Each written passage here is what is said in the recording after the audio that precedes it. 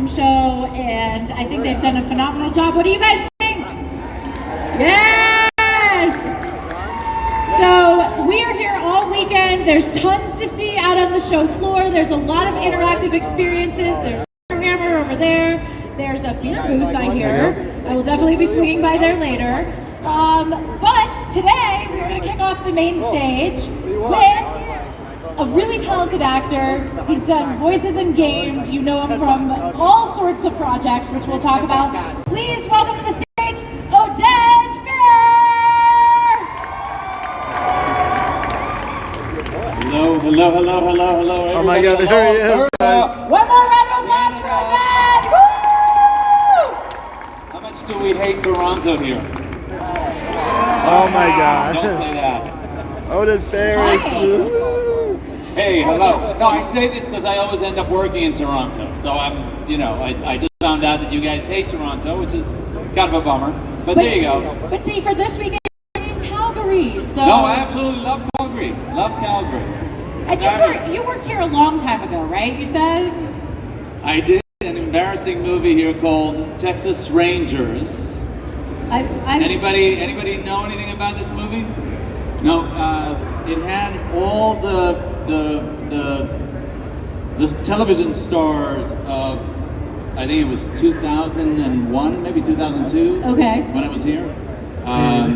The Dawson's Creek guy, what was his name? James Vanderbeek. James Vanderbeek. The 70 shows guy that became pretty... Danny Masterson? No, the other one that became very... Ashton Kutcher? Ashton Kutcher. Is this a quiz on me? My knowledge? I know that. No, good for you. I can't remember. I don't remember any names at all. But, yeah, that's so cool. Well, yeah, we'll all screen Texas Ranger, the movie, tonight. But right now, let's talk about Destiny 2. Let's kick it off there, right? All right, yes. Okay, yes. So yes. Two people? Anybody? Destiny 2? I think the thing that struck me most about this is this actually a project they wrote for you, for your voice. And the character was Cyrus, yes. The character. Yes. So when they approached you, first of all, did you know anything about Destiny, the whole world, and what was your first introduction to the character?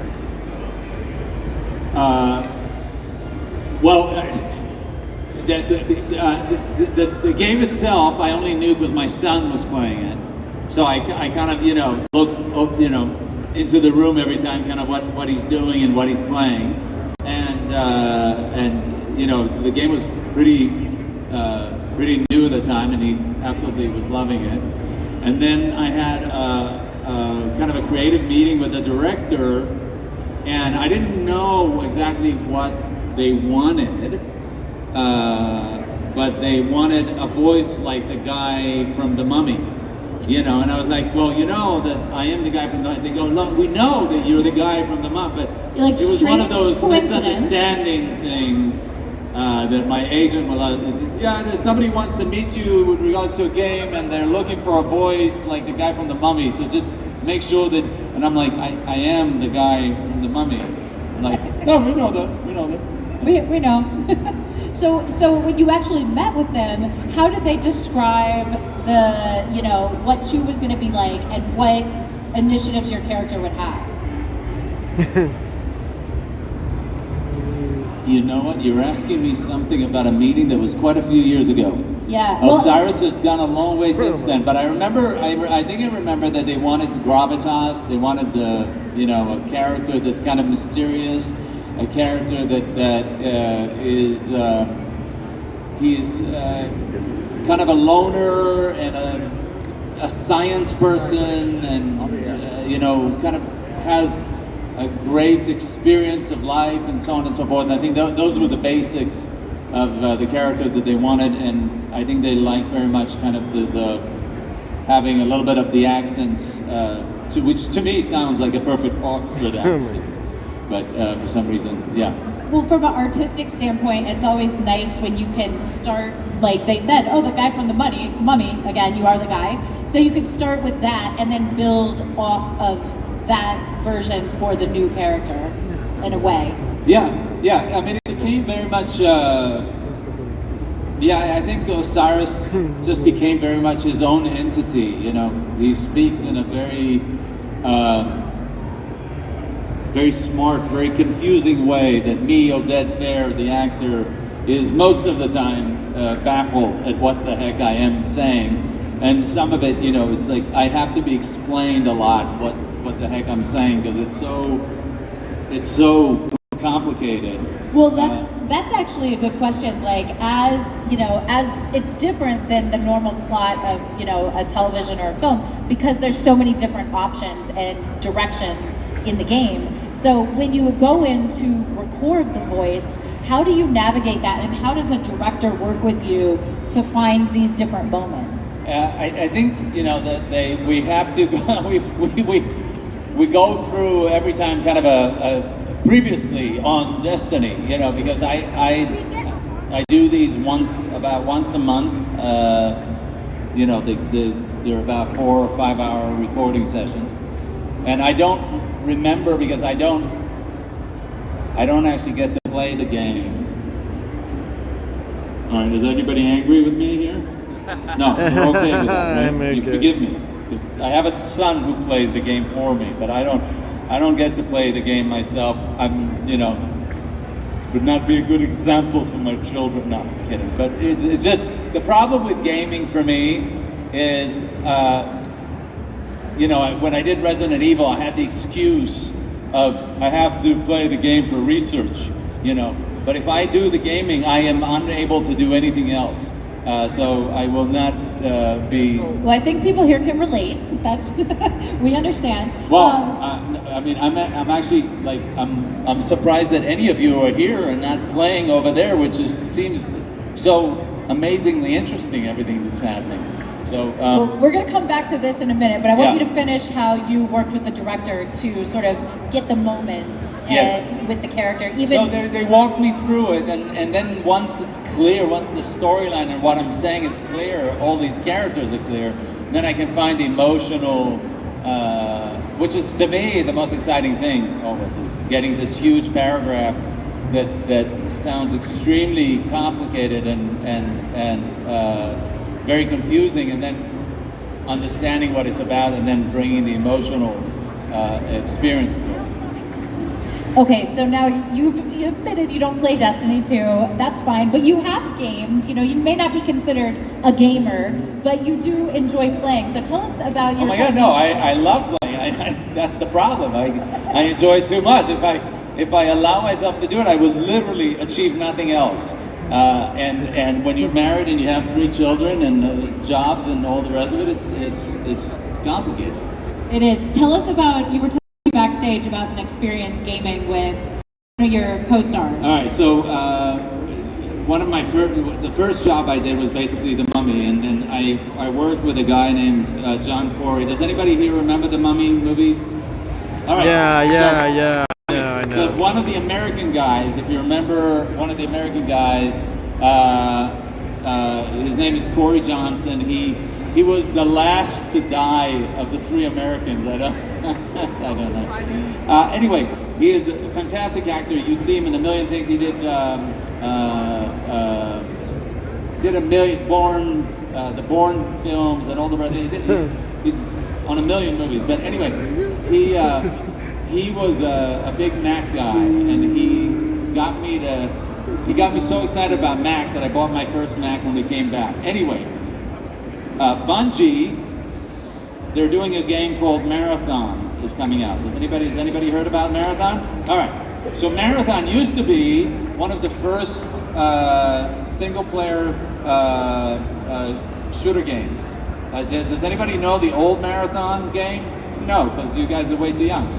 Anyway, in 2000, we were shooting The Mummy Returns, and I have a picture of me and him playing this game Marathon that this new company called Bungie was making through our 2 computers connected by Ethernet. So, talk about achieving nothing else. I was literally, they had to call me on set like 3 times. I'm in costume, and I'm like, just a sec, I'll be right there, just a sec, you know. And then run over, and I'm in game mode in my head, and now I have to do my lines. It was not a good thing. But a lot of fun. I love that visual. I want you to find a picture. Yeah, find that picture and share it on Twitter or something.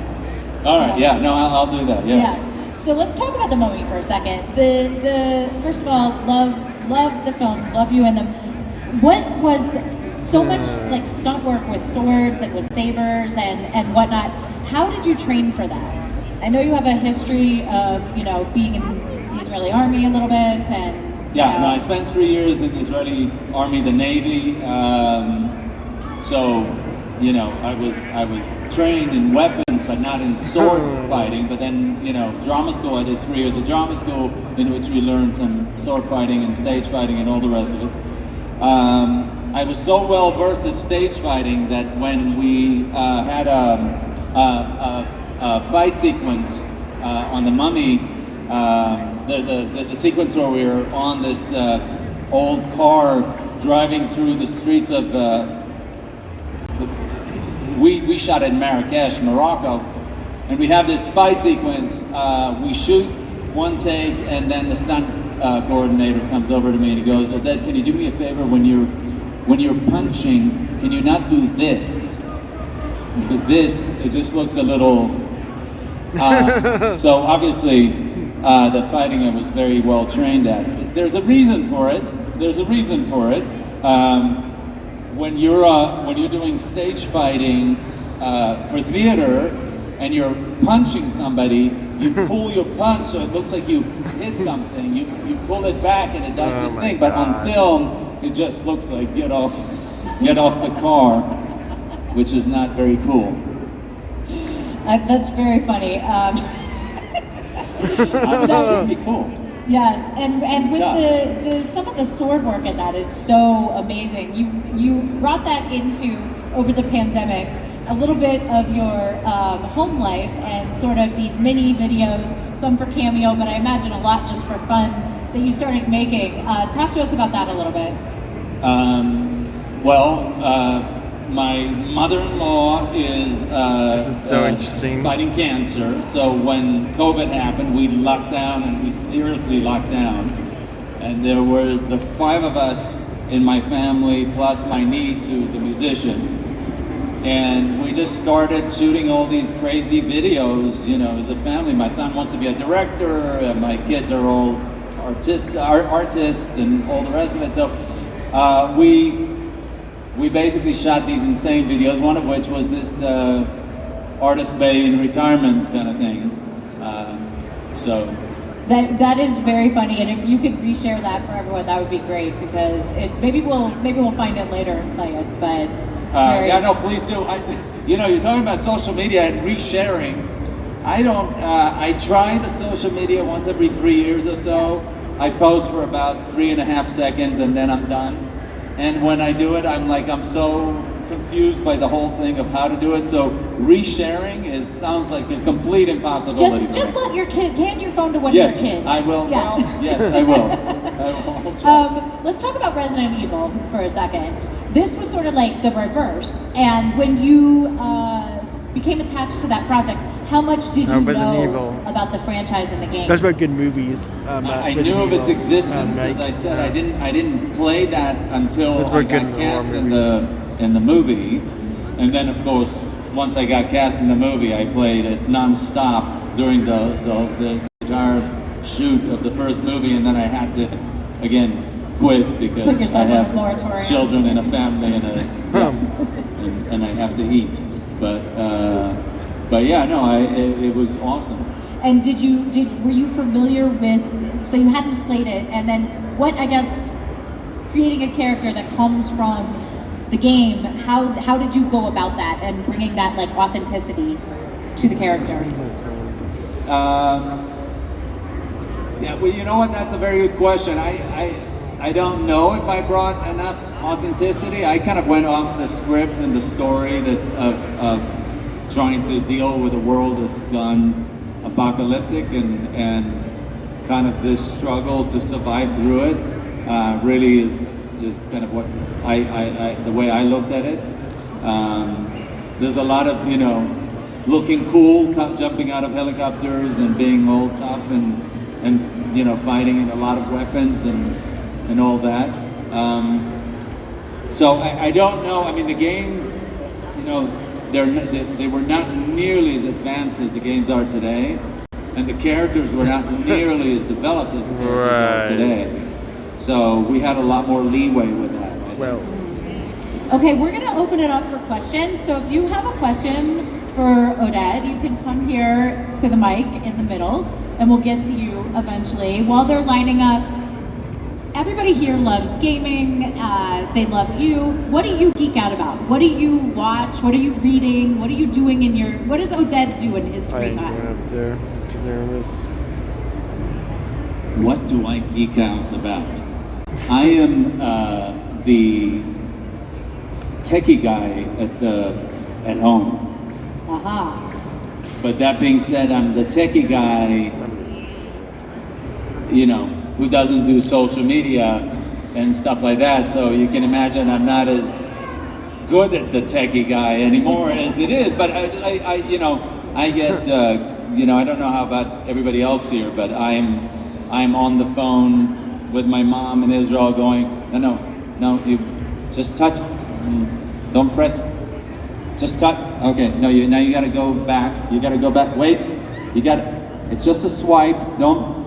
It's okay, Mom. It's okay. Just okay. Now go back. No, it's just the arrow at the top, and it's an hour and a half of that kind of stuff. But I love technology. I get very excited about new computers and devices and the VR thing. Are you guys? Is anybody doing the VR? Is anybody excited about the Apple VR? Is that a thing, or is it not really? Not really? No? No, not really. I would have thought that the Apple VR, being able to see the room, will be a lot more relaxing to somebody like me, because it feels like I'm going to put this on and I'm going to walk into a wall. And is that a normal thing? People walk into walls and fall over all the time? It is, right? I saw some people over there playing. They looked like they're about to hit something. Yeah. So I would have thought, you know. They even have like, there's a friend of mine who is part of this company, I guess, where they've recorded, you can exercise with VR. So you put the helmet on and then you're just like having, instead of just like the Peloton where it's here, it's actually like you're experiencing it. So it's come a long way. I know, but then you're exercising with this thing on your face and you're sweating the whole time, and it's like, and then you go like, oh, thank you, here you go. Why don't you go work out? Do you want that back? No, thank you. So are you an Apple or an Android user? Or is that a personal question? No, it is a personal question. I mean, I am an Apple guy just for the sheer fact of not wanting to have to change everything and learn how to use the Android. Not for any other. My sister has an Android, and her pictures always look better than mine. And I think to myself, their cameras are much better, and you know, it'd be nice to have the freedom to move about. But I don't know. I've always just, you know, maybe when I retire, things will be a little bit easier. But right now, it's just like trying to, you know, arrange calendars and everybody else. And my son, who doesn't use the Apple calendar, it's like, oh, I didn't remember, my calendar didn't tell me. And it's like, well, yeah, exactly. Okay, so that was a bad impression of my son, by the way, and don't tell him I did it.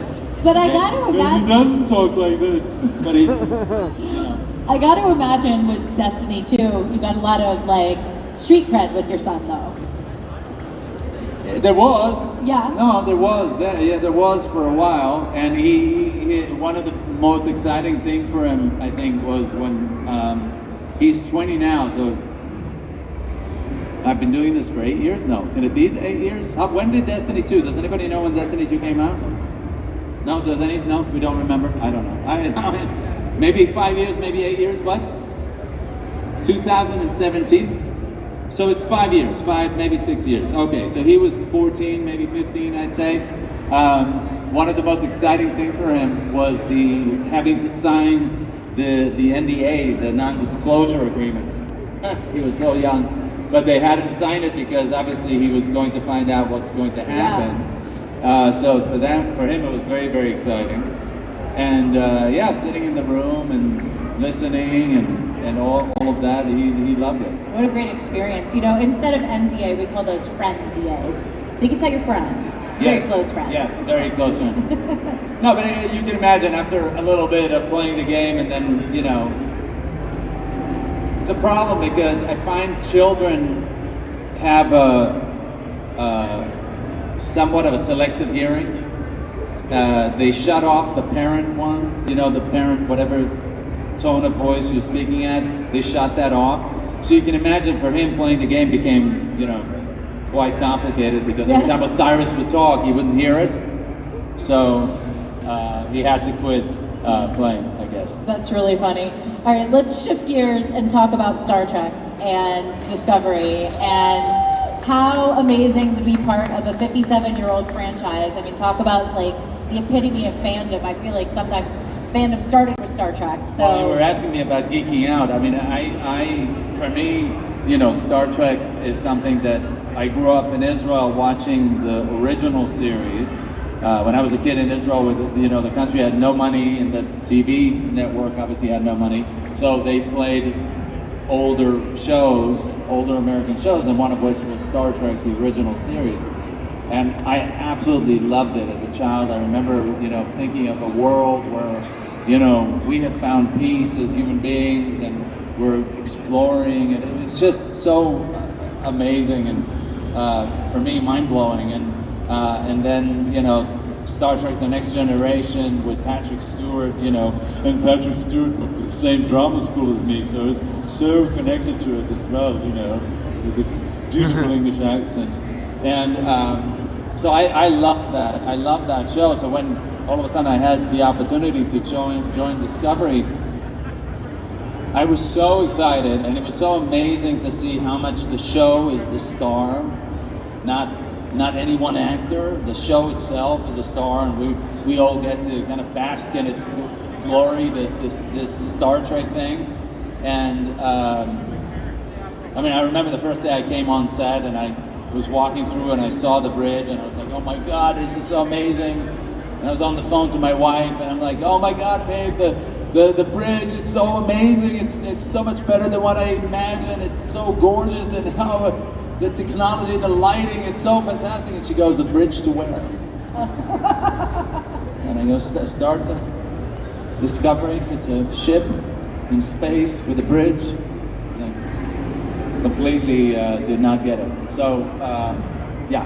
she didn't have the same reverence for the property. No. She's not. She's obviously a Star Wars person, which is why we're talking divorce. But you know, but we're just talking. It's not serious. No, we can get through this. We get through this. It's okay. You can be a fan of both. You know, George Lucas said he used to stop writing in order to watch reruns of the original series. Like he'd write up until 4 and then watch. When he met Gene Roddenberry, that's what he told him. So I'm gonna go with that. They can be friends, then the franchises can be friends. Well, I mean, I don't know. As soon as I started working on Star Trek, I burned all my Star Wars DVDs. There you go. And I erased all. Yeah. You know, well, and there is that old joke like, oh gosh, I have to think about how it goes. Hold on. You have a question, yeah? Come on up. Hi, hello. Yeah, I really like your movies, and I just wonder, when you cast for the character, when you know that, oh, there will be some fighting on the horseback, did you feel nervous? And when you told your family about this, did they feel nervous? Oh, you are going to do some fighting on the horseback. Okay. The echo is so strong; it's so hard for me to hear it. Something about horseback. A scene on a horseback. Can you, he was asking that when you were asked to do fighting on a horseback, were you afraid or concerned about that? And was your family concerned about that as well? Yes. Oh, What are the concerns about executing a fight on horses? Horseback. Great question. Okay. As far as my family is concerned, during the time of The Mummy and then The Mummy Returns, you know, I wasn't married yet. I met my wife after shooting the first Mummy and before shooting the second one. So we were just the two of us, and you know, she's a producer, so there were no issues there. The rest of my family, they love me, but they don't care, really. They do, I mean, they love me, but they don't care. So that was not an issue either. The issue was not so much of me doing it, was me being allowed to do it. Because on the first Mummy, they didn't let me ride any horses. You know, I rode horses when I was 13. I worked every day at a horse farm in Israel, cleaning up, you know, horse poop in order to be able to ride them at night. So I knew how to ride horses, but they wouldn't let me ride. I mean, to the point where in the first Mummy there's a scene where Brendan Fraser, my team of men, attack them in order to stop them from bringing back the creature. So we attack them, and then Brendan pulls out this dynamite stick and he holds it like he's going to blow everybody. And I say, I remember that enough. scene. And then I get up on my horse and I say, Yalla Imshi, and we all ride off in this very heroic kind of thing. And what actually happened was, I say my thing to him, all right, enough, we won't fight anymore.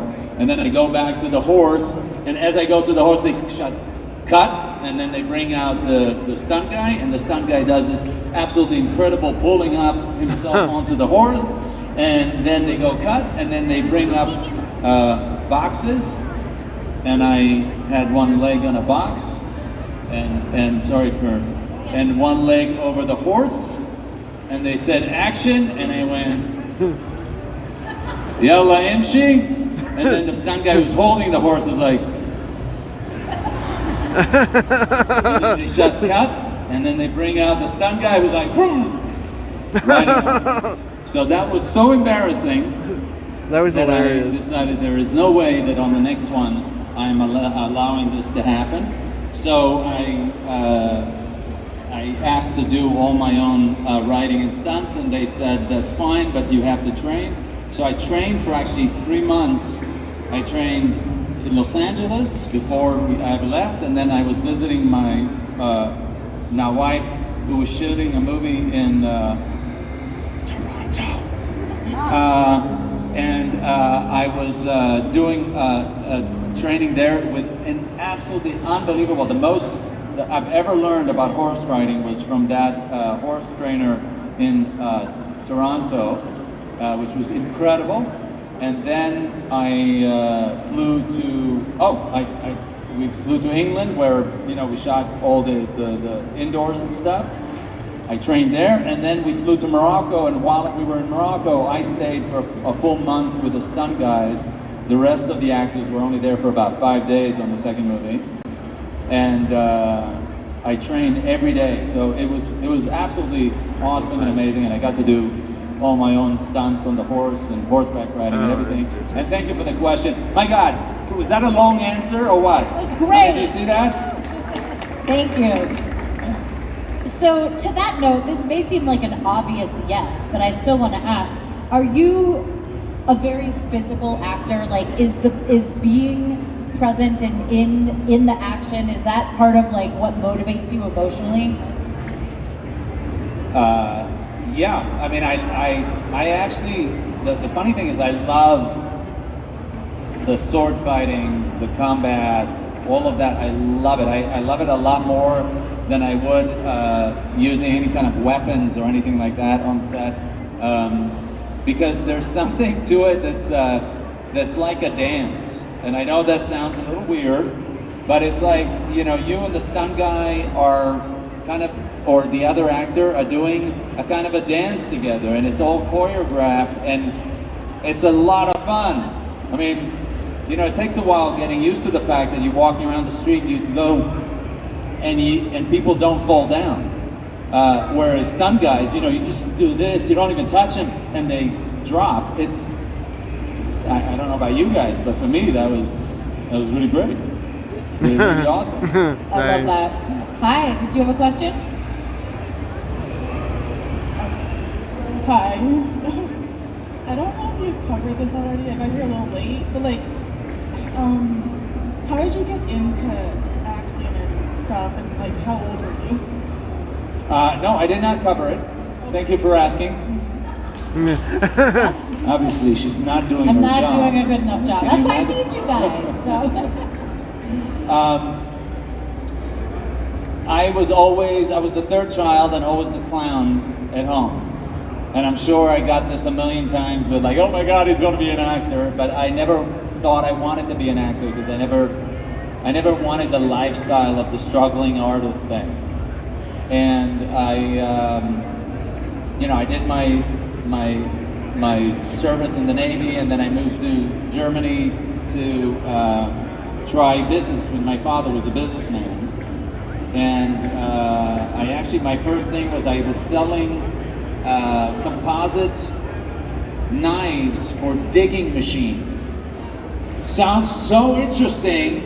I know. I mean, you want to know a lot more things about it, and I would tell you, but I don't want to, take away from how, interesting that subject compared to gaming. But anyway, my point is that I didn't have any idea that I was going to do acting, and then there was the English Theater in Frankfurt, which was just something that I did for an outlet and a social thing, to go once a week for this for this drama course. And what happened was that they were doing a Sexual Perversity in Chicago by David Mamet, and the lead actor got into a school in New York and left. And all of a sudden they were short an actor, and I think, compared to all the rest of the very nice young Germans who were doing the course in order to better their English, I think my English was better. So they cast me in the lead role, and that's the first time that I actually got to perform in front of a professional, like as a professional production in front of a live audience. And it was so amazing, and I loved it so much that was kind of it. That's awesome. So in a way, the career found you. In a way, the career found me, yes. I love that. Yeah. I love that. Thank you for that question. Thank you. Thank you. Hi.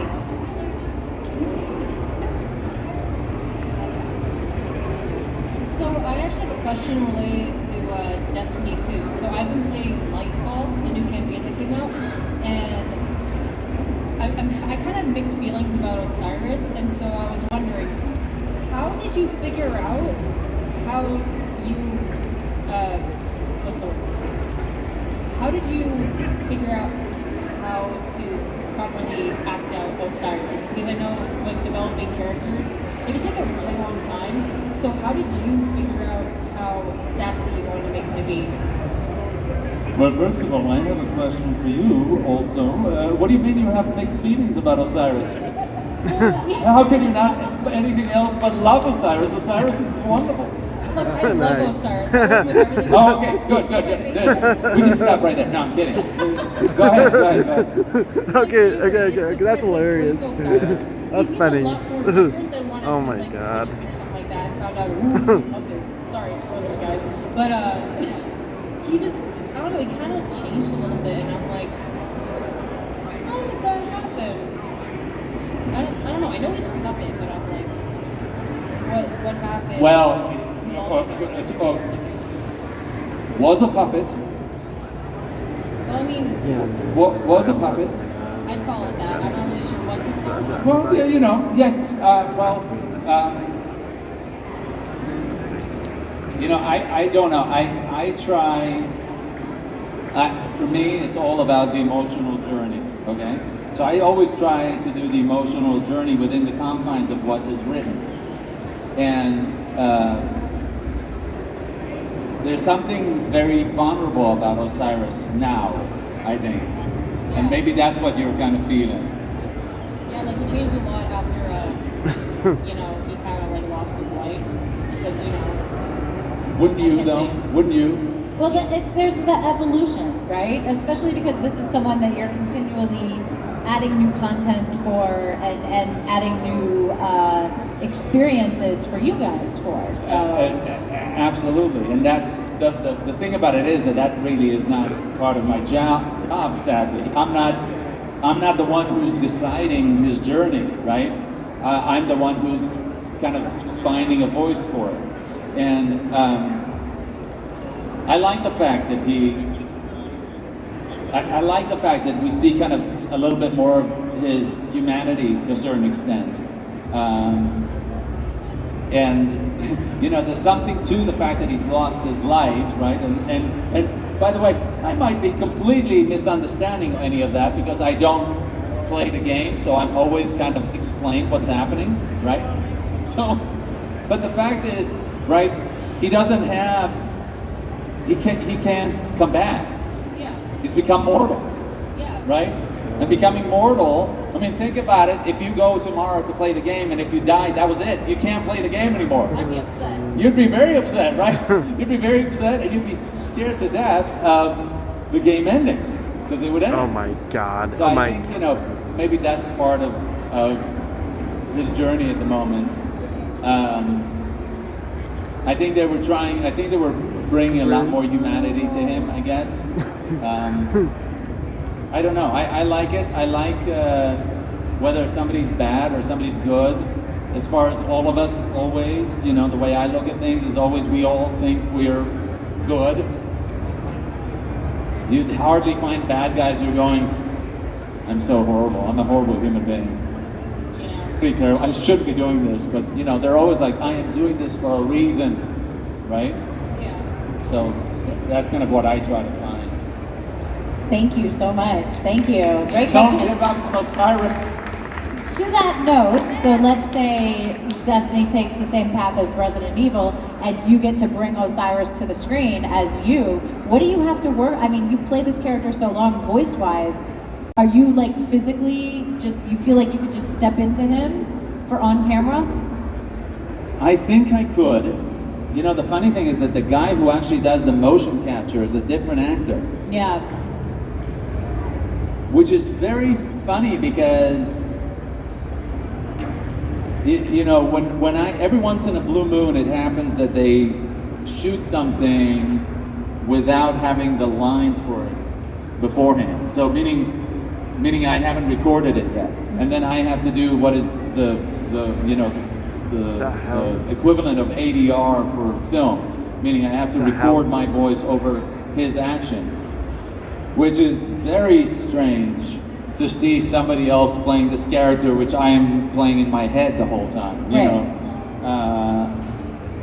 it's very weird. It's very easy for me to do ADR for myself because I know how I speak, and I most of the time can kind of feel back that day of shooting, and I can bring it up, and it's pretty easy. But to do the voice for somebody else is very, is kind of very strange. That being said, you know, I don't know if they would even feel that physicality enough, you know, big enough, scary enough to be Osiris, you know. And I don't know, bold. I don't know if I look at bold. Do you know what I mean? I think you I don't know. I have funny ears. It doesn't look. It's not a good look for me. I don't think. But I think everyone thinks that until they actually try it out. Until they try it out. Right. I mean, you know. Right. Should we try it out tomorrow? Bring a thing. That would be I nice. think so. What with all the stunt work where we were talking, I'm kind of like calling back a little bit to that. What was the most difficult scene you've ever had to film, either stunt-wise or just like artistically? And you know, you've been in so many projects over the years. One of the hardest scenes for me was this season on Discovery. There was a word that I could not pronounce, and it's once in a blue moon it happens, and I just could not pronounce it the entire day. And then of course I go home and I'm like saying to myself, oh, there it is. That's the word, no problem. I'm not allowed to say it because the season hasn't started, but it was ridiculous. And it got to a point where you see all the other actors, they're all saying their lines, and you can see the tension build up as we're about to get to my cue, and then everybody bursts out laughing, and just over and over and over, and it was so insanely embarrassing. And I think we must have covered that scene 57 different times from different directions. And you know, how they pieced it together, I have no idea, but it was so embarrassing and horrendous. It's always the little things, right? Yeah. Like not the fight on the horseback, not the big, sword. I always say, you know, that's like when you're working and then you come to work and all you have is one line, that's the hardest day of work possible. Yes. Because most of the time you're like this. Oh, they're good actors. I like this scene. It was really nice. Where's my cue? Or, you know, oh gosh. What did you? That burger did not agree with my stomach at all. What's my line? Because, you know, Yeah. I agree. I agree. That's it. That's all you have to say. Well, you look at it once, you're like, I remember this. No problem. And then he comes to your time to say your line, you're like, oh my God, what is it? There's something about an argument, and I had something to say. Anyway. Hi. When you were first introduced to Osiris as a character, did you have any critiques or something you didn't like about him?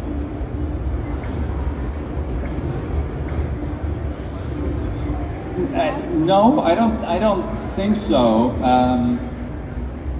He seemed pretty awesome to me from the word go, and I love kind of mysterious, powerful characters that you kind of that have a lot of weight, but there are a lot of, you know, I love the fact that he didn't want to waste any time. He was into his research and the data and the information and his knowledge and the future and the weight of saving the world, you know, and all of that. I loved it. You know, another reason why I love the character of Vance on Discovery. You know, the weight of the universe or the Starfleet is on his shoulders, and he has to make all these hard decisions. Same with Osiris. You know, it's kind of like these dark, foreboding, sad characters I gravitate towards. So. As well as the fact that, again, you know, the games, there's so much to them. They're so complicated, right? There's so many different directions you can go, and there's so many different stories that happen within these games that it's very overwhelming, you know. Thank you. And then we have time for one last question, so come on up. You're just in luck. One more, I Like can the take a picture costume. with What's the him. costume? Assassin's Creed. Nice. Very cool. Very, very cool. Thank you. You touched on sometimes having to record your lines after the actual film. If you don't cover this, I apologize. How often are you given a script where you don't actually have the context for I think it's going to be bugging over the one side there. Every time I do it. Well, I mean, the problem is,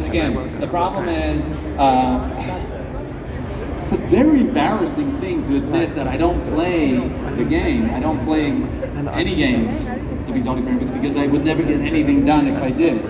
I am very easily addicted to these games. And when my son, you know, when my son wanted an Xbox, you know, my wife was like, "What do you think?" And I was like, I don't care. If he wants to get an Xbox, we should put it in my office. I don't care. You know, and then the next thing you know is like my wife goes, "It's 4 a.m. Would you please come to bed? It's enough. We have a big day tomorrow." So I can't do the games. So every time I record, we do a little bit of like last episode, what happened, you know. And